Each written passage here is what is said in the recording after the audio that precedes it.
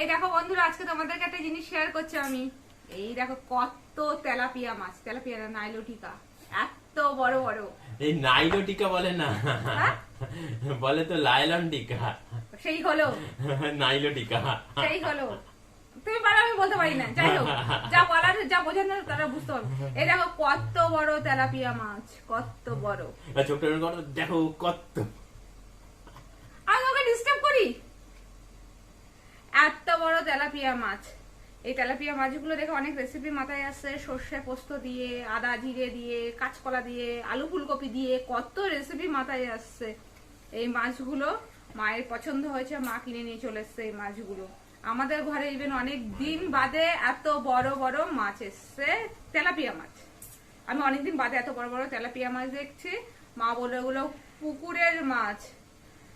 পুকুরের মাছ টেস্টি হয়, ভালোও হয়। দেখো কত বড় বড় মাছ, খেতে টেস্টি হবে না? কে কোন রেসিপি খেতে ভালোবাসো তেলাপিয়া মাছের, কমেন্টস করে জানিও। তো চলো, টাটা।